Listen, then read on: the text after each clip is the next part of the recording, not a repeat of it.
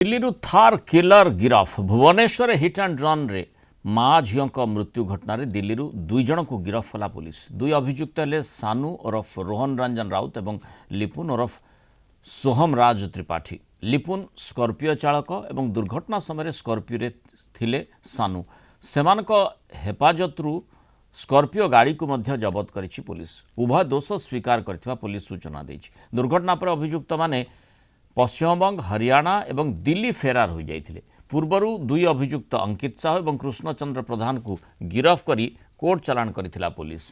फेरार थिबा अन्य अभियुक्त को धरिबा को पुलिस तनाघना तदंत करुछि।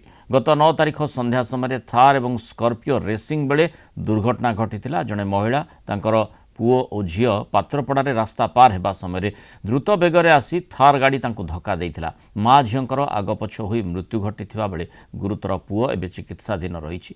दुर्घटना बेले दुईटी गाड़ी रे 5 जण बंधु थिले।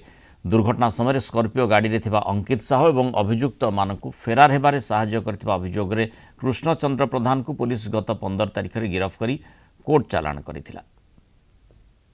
अधिक सूचना देवाई भुवनेश्वर रिपोर्टर सौम्य रंजन सेठी जोड़ी। सौम्य किभली भाव में थार गाड़ी एवं ता सहित जो दुई जन किलर से गिरफ करा जाई पारिला। देखो मृणाल राजधानी पात्रपड़ा हिट एंड रन मामला रे गिरफ होइछि आज स्कॉर्पियो गाड़ी मालिक। कही रखा चाहिए स्कॉर्पियो गाड़ी मालिक जी होउछंती सोमनाथ त्रिपाठी और अन्य जन होउछंती रोहन रंजन राउत। दुई जन अभियुक्त को आज गिरफ करिछि खंडगिरी थाना पुलिस और गाड़ी को मध्य जबत करिछि। आपण जानिथिबे राखी पूर्णिमा दिन रास्ता पारी होउतबा समय पात्रपड़ा ठारे माँ छुआ एवं माँ एवं दुई छुआ को धरी रास्ता पारी होउतले से समय रेसिंग करुतले स्कॉर्पियो एवं थार। समय थार टी दुर्घटनाग्रस्त करथिला। घटनास्थल में 8 वर्षर कुनी झील प्राण हारिथिला और मेडिकल रे चिकित्साधीन अवस्था रे माँ मृत्यु वरण करथिले। रास्ता रोक पुलिस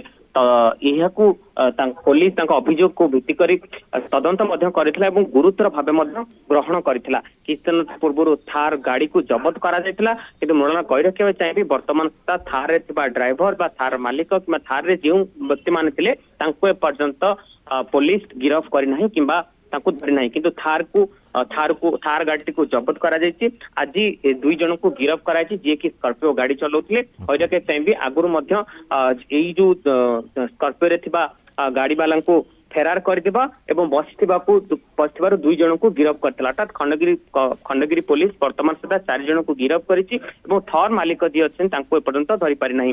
तेबे कही रखा चाहिए आज जो दुई अभियुक्त को दिल्ली रु धरिछि से माने छुट्टी काटिया पई मनाली रे लुचि रहिथिले एवं खंडगिरी रो स्वतंत्र टीम गठन करा जायतिला। स्वतंत्र टीम गठन करी से दिल्ली रे पहुंचते सिमला रे पहुंचले। सिमला रे क्षमा करिवे मनाली रे से छुट्टी काटी सारिबा परे दिल्ली रे तांको धरिथिला खंडगिरी पुलिस। तेबे अन्य अभियुक्त मानको वर्तमान खोजाखोजी चलीछि खोजाखोजी वर्तमान करूछि। आज जो दुई जन धरा पड़छन्ती जण होउछन्ती सोहम राज त्रिपाठी से एक घरोई बैंक रे मैनेजर भाबे कार्यरत अछन्ती बोली आम पाखे बा सूचना होइछन्ती। आउ जण होउछन्ती रोहन रंजन राउत से जणे व्यवसायी पुओ बा व्यवसाय करते बोली जहाँ हम पाखे घटना अच्छी। से दिन राति रे घटना घटाया पर छुट्टी काटिया दिल्ली को पलैथिले और दिल्ली रे कमिशनर पुलिस स्वतंत्र टीम धरिथिला और तांको आज गिरफ करिछि। स्कॉर्पियो गाड़ी रे थिबा जो 4 जन तांको माने प्रथमे दुई एवं एबे आउ 2 जन को गिरफ करा जायछि। स्कॉर्पियो को मध्य जबत करा जायछि। किंतु